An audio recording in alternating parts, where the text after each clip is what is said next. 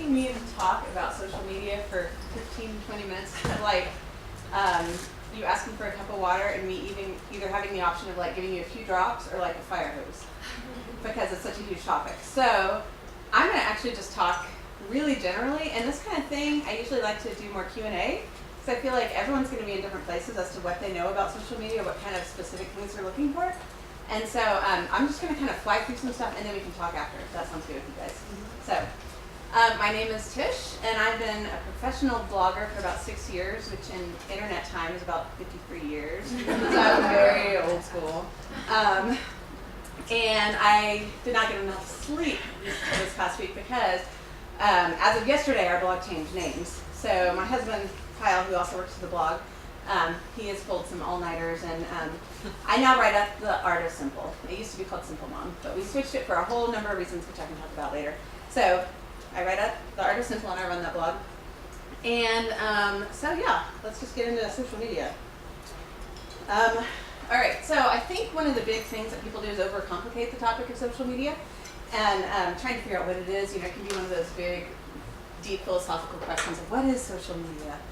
What does it do? What's its purpose? When really, honestly, the biggest or the easiest definition of social media is just an online conversation. That's all you're doing. You're just having a conversation with other people online.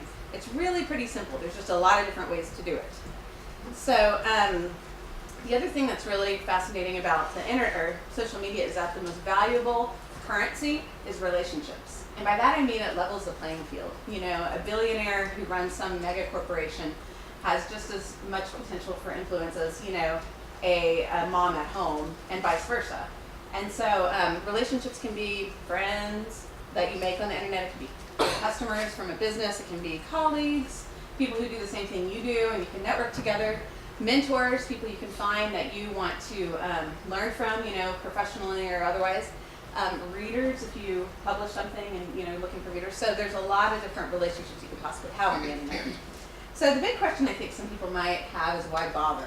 You know, what's the big deal with the with social media? And the easy answer, honestly, is because everybody's there. That's a clear, you know, answer as to why even bother taking the time. And there's lots of different places, but there are some way more popular than others. Can anyone venture a guess as to what the top 5 are? Probably know them. But Facebook, Twitter, Instagram, Tumblr. not Tumblr. This is Top top 5. 5. Pinterest, one more. Google Plus. What's that? What? LinkedIn. Not LinkedIn. YouTube. YouTube. Yep, YouTube. It's considered social media. That's right. So, Twitter has about 278 million users. I'm assuming most of you know what Twitter is, the little place where you can do 140 characters, little sound bites.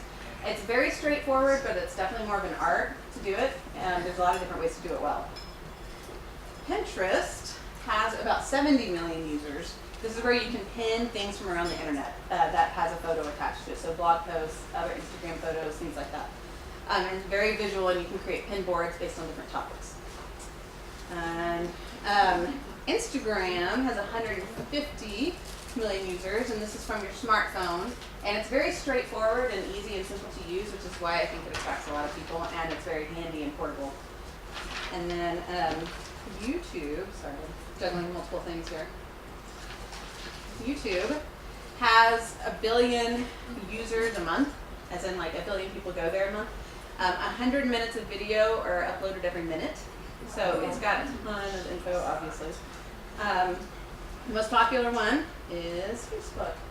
And that's got 1.1 billion users. If you think of how many people there are in the world, you know, that's a big chunk of the world. And over half the users leave it up all day long. So if you think of, you know, someone that works at a desk job, they just leave Facebook up. So it's kind of this like ongoing, constant place that they go back to and get to pop in and out, and it's an all-day thing. So basically, social media really is the water cooler for the entire world. Everybody from all different types of countries are there. There's no geographical boundaries. The U.S. is the most popular one, but Brazil, China, places in Europe, huge amounts of users. So really, it's an easy place to have a conversation with anybody around the world. And so there's no one right way to use social media, really. And that's what makes it kind of confusing, really, right? Because there's no set rules. And it changes all the time. You know, Facebook is notorious for changing its algorithms. And so as someone who works on the internet professionally, that can drive you crazy when you think you finally figured out what to do and then they go and change it on you. So there's really no one right way to do it. So the best way to kind of understand it really is to ask what your goals are. Or the best way to understand how to use it is to ask what your goals are. And there's lots of different reasons for using social media. So here's an example of some very common goals. These are my main goals.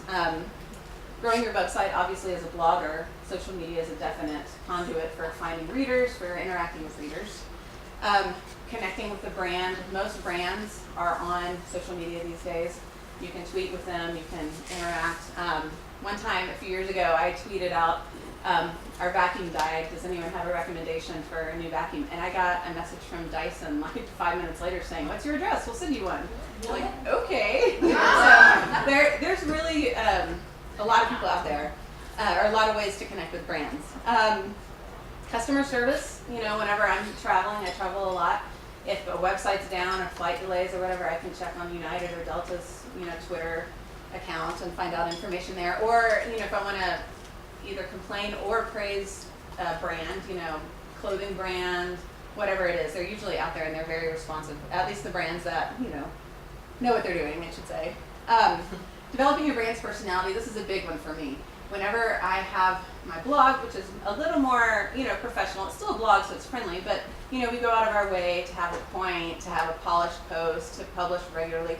Places like Instagram is where we can show more of our personality. You know, they can see my kids, my messy kitchen, something I'm doing that day, bend in the fall, you know, I was doing a lot of that, and it really kind of adds a third dimension to a brand, or to, you know, a platform online. To meet personal dreams you might have, that's where I've gotten my book deals, and I've always wanted to write books and be an author, but, you know, before the internet, who knows how to do that really? And now most book publishers find their next writers on the internet because it's an obvious portfolio of your writing, and you have an audience already who might be interested in buying books. And then just to socialize, you know, to meet friends. Honestly, a good majority of my friends I have made from the internet. And they're not just internet friends, they're actual real friends, you know. We've mostly since connected in real life, and they've become dear friends of mine. And so it really is a legitimate place to make friends. So another big question to ask is what makes us different from traditional media, right? A lot of people still watch TV, read the paper, that kind of thing. A huge difference is how we consume information and ideas about different brands and different ideas and concepts. It's been said the average person sees about 3,000 ads a day. If you think about what ads could be subtle, you know, not just commercial, basically, on TV. But 86% of people don't actually trust ads, which I find interesting. Actually, what I find more interesting is the 14% of people that do. Like, who are those people? But it's been said about 78% of people trust a personal recommendation. And honestly, that is what social media is, if you think about it. That's blogs, that's Facebook posts, that's Instagrams, that's tweets, that's your real life. If someone's, you know, wearing something you like on an Instagram and you say, "Oh, where'd you get that?" And you can say where, you would probably be more likely to buy that than seeing an ad in a magazine. And so that's why it's such a powerful medium. And it's not even just things like a shirt, it's also ideas. You know, a lot of people have reconciled with the church and their beliefs about, you know, who the body is because of bloggers, because of Facebook, things like that. So it's a very, very powerful way to exchange information and exchange ideas. So the second half of what I'm going to share is ways to do it without going insane. Because it really can drive you insane, really. If you think about how much noise there is out there and how many places there are to, you know, engage on social media, you have to pick and choose. My biggest piece of advice for people is to pick 3. You know, I listed the top 5. There's, gosh, I don't even know how many countless amounts of social media tools. And there's not one right place to go. If you are looking to do this more professionally, I would recommend go where your people are. You know, if the majority of your readers or customers or people you want to interact with are in a particular place, you know, especially if you are in a specific niche, it might not be the obviously most popular one worldwide, but it might be something specific, you know, to whether you're a musician or an artist or whatever. Pick 3. I've heard that that's about all we have the bandwidth for. And I'm on 4, but outsourced one of them to someone who works for me. So I about have the capacity for 3. And I don't count my personal Facebook when I say that, because I don't really strategize that too much. That's just kind of more my personal Facebook, you know. I'm talking about the Facebook page thing for the blog. I outsource that to someone else. Think about what you enjoy too. Like, what's fun for you. Don't do it just because, you know, well, I'm supposed to be on Twitter, so I guess I need to be. If it's not fun for you, don't do it. You know, there's no one that's making you do it. The biggest thing I see that's kind of a poor use of social media is when people throw darts instead of play catch. And by that I mean they're just tossing out their ideas. You know, here's a post I wrote, here's a quote, here's something else, but they're not actually responding back to other people. You know, they're only thinking of what they are sending out and not looking at other people. Social media is a conversation. So that means you respond back to other people, you interact, you do that sort of thing. I mean, honestly, it's kind of a dead end when you only just throw out darts.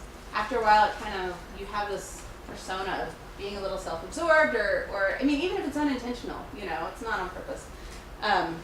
So playing catch is huge.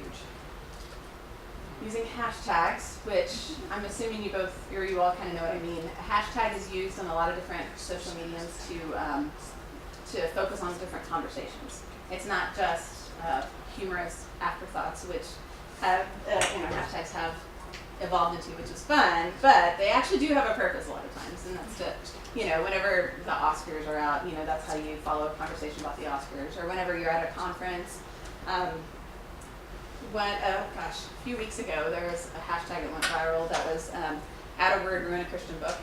And so it was just hilarious. People were adding, you know, all kinds of thoughts about the book and adding one. And I got like 200 new followers just from that one, like just tossing out 6 or 7 book ideas and laughing at other people and retweeting. It was kind of like this random 30-minute party, you know, that came out of nowhere.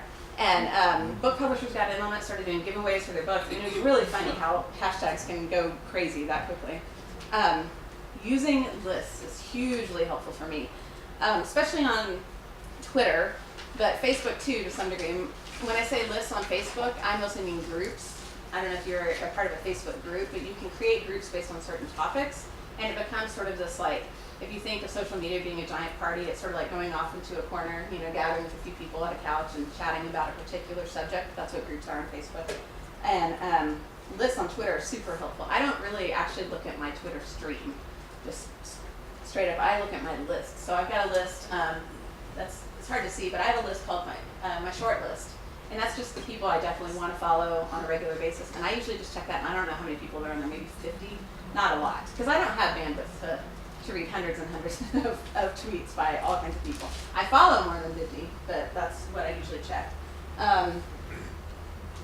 Next up is to use tools, and I don't know if you guys know of things like TweetDeck, Hootsuite, apps like that, but basically you don't have to go straight to twitter.com or facebook.com to use Twitter and Facebook. You can use different apps to help you, like, schedule tweets if that's something you want to do, to where you don't have to always be on, but, you know, at 10 p.m. you think you need to tweet something because you've got readers over 7 hours ahead in your time zone. And so a lot of those tools are good. Tools can be kind of frustrating too, though. They can overwhelm you with things you can do and overcomplicate the simplicity of social media. One tool I am using a lot right now is called Silverbird, and it's a Chrome extension if you use Chrome for surfing the internet. And you can see a little pop-up screen on top of my main screen. In the top right corner, you'll see a little blue bird, and you just click on that, and that's where I just access Twitter, and you can do lists, DMs, ads, all that kind of stuff, favorited tweets. And then you just open it and close it and move on with your life. And it'll pop up a little screen if I get a tweet. So I can see right away, but I'm not having to sit there and just look at the stream of stuff.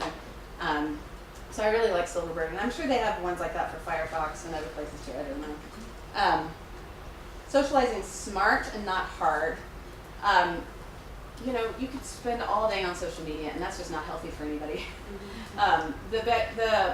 The biggest help for me to do social media well is to go outside. And by that I mean, like, have a life, you know, like get off the computer and do other things. And so it's helpful to do things like look at when your readers are on. You know, this is Facebook's insights. You can click on a page, and it'll show you when your readers are, or when they're most on. So most of my followers, I have about 50,000 on my page, and about 21,000 or so tend to be on at 6 p.m.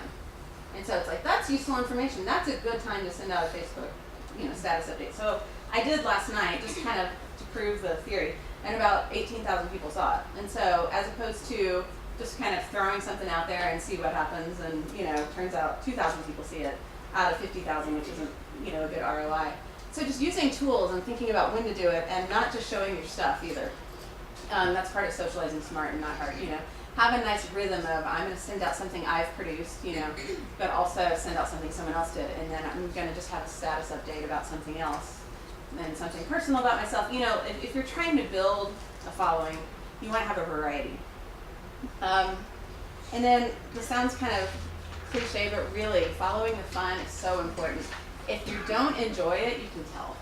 You can tell if someone's trying to master Facebook or leverage Twitter to their best advantage instead of enjoying it and having fun, especially on Instagram too. That one is so simple to use, and if you're doing it to leverage a brand, people don't enjoy that as much. So just follow the fun and don't feel guilty if something's not fun for you and you don't want to use it. And then being generous. Also, I have never regretted being generous on the internet. Just kind of like in real life. By that I mean tweeting somebody else, or applauding someone else's successes, or sharing stuff, or giving something away for free, helping, mentoring, all that kind of stuff. I've never ever regretted that. All of these notes, I know there's not much to these slides, they're pretty basic, but I have all slides to all my talks there, and you're welcome to just download these if it helps generating ideas that you might have had. Otherwise, I'm happy to just answer questions. I think that might be the best way to do this. So that's all I have in terms of sharing stuff. So I'm happy to give feedback if anyone has any thoughts, questions. Tish, how do you make money? It's a lot of little streams to one big river is the way to explain it. So on our blog we have advertising. And those come two ways. One of them is through an ad network. And an ad network is a company that sells to larger companies on behalf of a group of bloggers. So for example, Target or BMW, they're not going to buy one ad from me, but they might buy 50 ads from 50 different blogs. And so this ad network does that. And so I'm part of that ad network, and then private ads, and that's where we sell to smaller shops, smaller home-based businesses or entrepreneurs or books or whatever. And so those are two. And then affiliate ads. When we recommend products off Amazon, we get a commission, and my readers are big into books, and so that's a good sales for us. And then also, I publish books through Thomas Nelson, and so that advance is part of that. And then, Kyle knows the other ways. Kyle handles all the business stuff, so those are the main ways. And there are a lot of, and it changes every month, but that's the easy way. So if I'm just an individual, I say, look, I want to do X, and come to your blog and say how much you say. Here's my 50,000 people, and I write you a check. Yeah, pretty much. If you're a company, private ad, we have an ad manager for our blog, and we would talk with her, and she would tell you how much it is this month based on our traffic, and just go through, and it's on a check, it's PayPal. But it's the basic idea. We do take checks. Okay, we do take checks. I don't know. I don't handle any of the money stuff anymore. I just show up and write, but yeah. So that's the easy way to explain. So we all know the people on social media who post like every 5 minutes. Yeah. People or organizations or something. Yeah. But then it seems also in the world of social media, if you don't post, if you go like a whole day without posting, you're like obsolete. Like, Yeah. you don't exist anymore. You're right. So what is that line, or how do you find that line of like staying relevant, especially from an organization? Yes, that's a great but question. not bombarding your readers so you get hidden on it. That's a good question. One of the problems with knowing exactly how much to tweet or Facebook or whatever is that it changes all the time based on their algorithm. We kind of have this joke about Zuckerberg. I mean, he's always changing stuff as soon as you've got Facebook figured out. But from on the whole, big picture, the way it's been usually is you tend to get the most eyeballs on your stuff if you tweet or Facebook somewhere between 3 and 5 times a day. The key, though, is to not do it all at once. If you tweet 5 times in 5 minutes, that's not the same as 5 minutes throughout a 24-hour period. And so that's when I think tools come in handy for scheduling. Facebook, you can actually schedule Facebook posts in their main interface. You don't have to use a tool for that.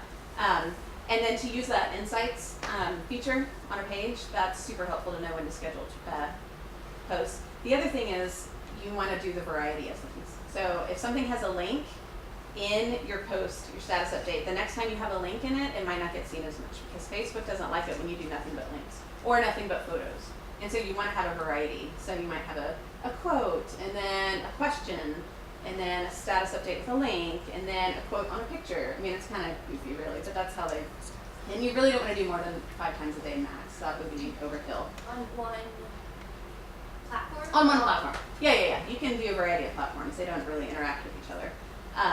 But yeah, you do know those people that do tweet all the time, and they're not on my short list usually because I can only handle so much. But every now and then it's an exception. You know, if you see the hashtag and you know they're at a thing, or they're tweeting about something they're watching on TV, you know, you kind of give a little grace because it's an obvious reason. So another good thing to do is Facebook events, and we're just starting to do that, where you schedule an event where anybody can like RSVP, you know, so it's just like a party basically, and you're only going to, it's usually about one particular topic. So like in a few weeks we're going to have an event on Christmas and ways to simplify Christmas, and it's only an hour and a half long, but it's basically anyone can come and we're just going to talk on Facebook about that topic. And so, you know, at that point you might be Facebooking 10 times or so, but you know it's for an event, and it's almost like it's in a separate room. I don't get quite the algorithm. Sometimes people will see it in their stream, sometimes they won't, based on who you're friends with or whatever. But it's, you know, there are ways to do that basically. And that leverages, that usually brings in a lot more likes. Yes? With you in particular, is it, has it been difficult kind of sectioning out your life since you write about kind of personal things, and like how do you not mix your work and your personal? It's a good question.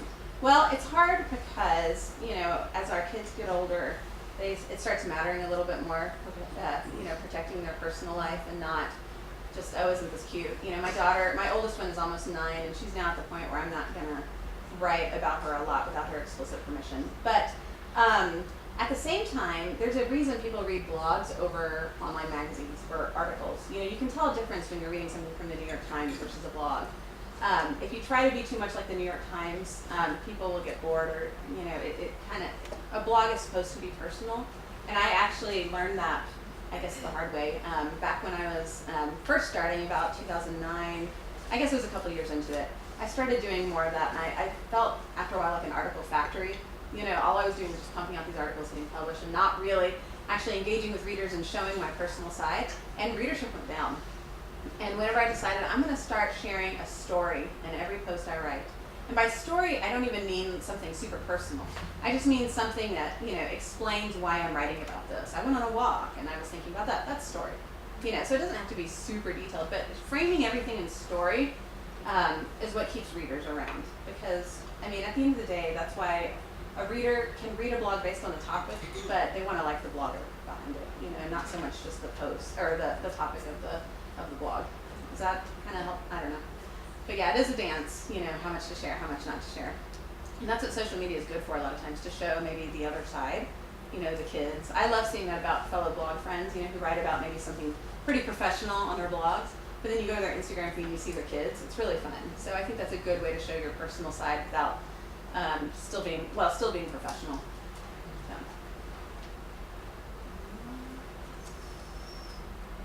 How do you play catch with the blog? Well, the way I do it is through comments. A lot of times we publish every day, so I can't constantly track my comments. And I have other writers too, and so whenever another writer writes, they're in charge of this as well. The first day a post goes out, I interact with probably the first 10 comments. I reply to all the first ones.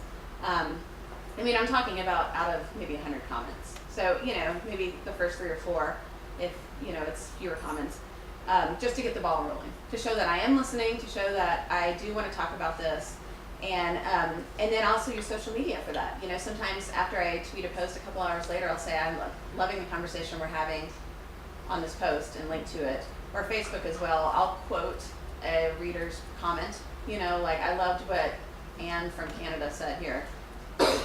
And they usually like seeing their name somewhere else too, and that's fun. So they'll tell their people, like, oh, look over here, that kind of thing. So there's a lot of different ways to do it, but that's one way. I also like to ask question posts a couple times a month. So the majority of the content is in the comments section and not the post itself. I'll be like, you know, Q&A time. I was actually thinking about this. What do you think? And then just leave it as that. So, and every post we do, right, has a question at the end. So they have kind of an assignment in the comment section. It's not just, here's a thought. You know, I usually ask something about, you know, what do you think? And then ask a specific thing. Yes. How do you generate ideas personally about what to write about? Well, I have a whole other talk based on how to generate ideas. And the notes are there if you want to look at it. Okay. But so I do a lot of different ways. But an easy answer is I have an editorial calendar where I, for my readers, you know, I write about simple living. It can look different times of year. So we have different themes of the month for whenever we need ideas. So obviously the holidays are in December. Being outside is in June or July or whatever. And so that helps me think of ideas. And then I do what's called a, what's that called? I'm drawing a blank. Where you have an idea and then it comes off different ideas. Oh. Mind mapping. Brainstorming. Mind mapping is what I do. And so it ends up looking like a spider web of ideas. So if I want to write about, I don't know, ways to be more green at home, that's an idea. But then I can come up with 10 different ideas of what that post might be. You know, it can be like my favorite non-toxic paints for the walls. And then it could be like how to stop using so many paper towels in the kitchen. And, you know, there's a million different ideas from one main idea. And honestly, before you know it, you can have like 50 ideas just based on one theme.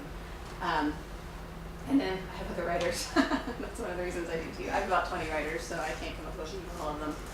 But I mean, it took us a long while to get there. We're, Right. you know, we're running. Did you post every single day when you first started? No, I posted Monday, Wednesday, Friday, and that's it. Just me, obviously, because I was just starting a blog. And then I brought in maybe 4 writers, 4 or 6, I forget, and they'd write on once a week. So I'd write Mondays and Fridays, and they'd write Wednesdays, and we did that for quite a while. So that's only been, honestly, not that long. So. In the changeover of your name, Uh-huh. or just changeover of an account in general, if you have a following on one name or on one account, Yeah. what are some helpful tricks in trying to generate Yes. the traffic on a new name? That's a good question. Well, you know what I said earlier about the currency being relationships? It really helps to know a guy. You know, if you can figure out someone who knows someone who knows someone who has a connection with Twitter, they might be able to help you switch over your name. You can actually change your Twitter name with relative ease. You can just go into your account and change the name. But you'll want, if you want to keep for branding purposes that name. So for example, earlier in the year I switched my Twitter handle from Simple Mom, because that's what the blog used to be called, to just Tish, my name. And so I had someone on at the same time. And so we grabbed Tish, and at the same time they grabbed Simple Mom so that it couldn't be picked up by someone else. You want to keep that for branding purposes, even if you don't use it, you know. And I just have my feed go through there, and there's no other reason to follow that Twitter handle anymore. Facebook is a pain. Oh my word. I just submitted a request, and I've been told it could take weeks, up to months, up to never. So we will see what happens. So the Facebook page is still called Simple Mom. It might be for a long time, but the avatar is correct. How the URL is even the facebook.com/theartofsimple. So we will see how long it takes them to change that up. I've been told you have to know someone, and I know somebody who works for Twitter, so I wrote her and said, do you know somebody who works for Facebook? We'll see. So I don't know. We'll find out. But to me, that was a price I was willing to pay, because I wouldn't want to keep a blog name that I wasn't happy with anymore long term, just for that sake. So, I mean, we'll probably have to explain it in the About section why the Facebook name is different than the, you know, but oh well. Can you briefly explain why Yeah. you did the switch? Sure. The easy answer is because we actually, well, the name better explains what we're already doing. What? Oh, he asked, can I explain the switch? Why I switched names? And the easy answer is because it better describes what we were already publishing and had been for about 3 years. The blog is way more about simple living than it is about parenting. And we have actually quite a few non-mom readers. About 20% of our readers are guys. And from the comment section, we've heard a lot of people aren't parents, you know, women that aren't parents. And so we wanted a place where they would feel comfortable. And for me, the last straw was I heard from a guy who was in his mid-20s who pretty much confessed to me, I read your blog, but I'm afraid to share with people posts that I like, because then I'm outing myself as somebody who reads a blog called Simple Mom. Okay, we need to change this, because that tells me too about how we're probably cutting off, you know, potential more traffic and a wider audience and stuff like that. So there's only, I mean, out of tons of people who've given great feedback, there's only like 2 or 3 who don't like it, so it's worth it to me. So that's the easy answer. Yes. Can we talk a little bit about just even the change from, do you see a change in the industry too? Like the mommy bloggers moving into something different, or where do you see the future of the mommy blogger? That's a good question. She asked if I see, changes in the future, the landscape of the internet. I was just reading today something about how people are reading, they can't handle long stuff anymore on the internet. And I disagree, honestly. I still read long articles on the internet, but I do know that people can't handle long blog posts constantly, so we try and pepper in. That's one of the reasons why we switched to daily posting, is we realized our readers would probably appreciate shorter posts every day over longer posts 3 times a week. So I've heard that people are reading, they can only have the capacity for a couple hundred words at a time. I don't know if that's true. I mean, I have hopes that people can still handle several thousand words. The term mommy blogging has almost become derogatory among my colleagues. They don't really like that term anymore because, we don't call a guy who happens to blog a daddy blogger. And so just because they're a mom does not make them a mommy blogger. And so I do see a change in that from people not writing so much specifically with the blog named mom, but maybe more their name. I know I had a few friends who changed their blogs name to just their name, and I think that's a trend now. Like instead of something cute, just, lindavanvorst.com or whatever it is, because people just, they want it clear cut, straightforward. They don't want to have to jump hoops to figure out who you are, what you're about, that kind of thing. Very clean designs. People are, there's a lot of ad blindness. It's kind of funny that we still make money off ads because I don't see ads on sites anymore. I don't look at them. I don't, much less click on them. I barely see them. So I find it funny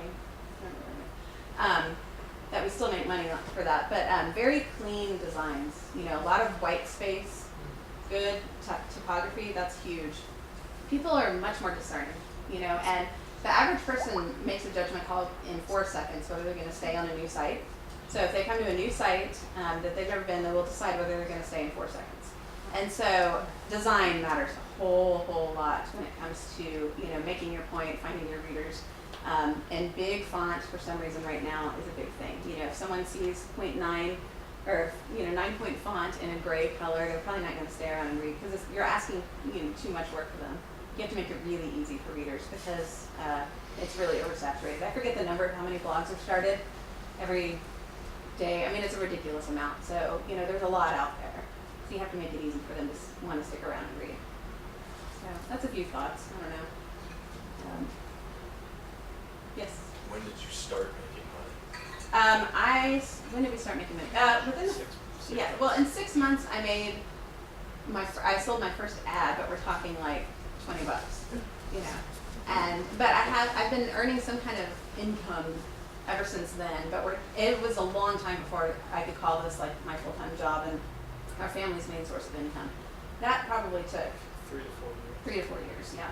Yeah, and was that your intention getting into it? Not at first. At first it was a creative outlet. It was, we were living overseas in Turkey, and I needed a way to not go crazy. And it was a free medium. Kyle reminded me, hey, you like to write, you should start a blog. So it was just honestly a place to just, do something. And it turned out to be a business. So, within the first 6 months, so it didn't take long. But yeah, I mean, honestly, I find it so fun that I would do it for free. And that's kind of been the sweet spot of, loving what you do. So that's really nice.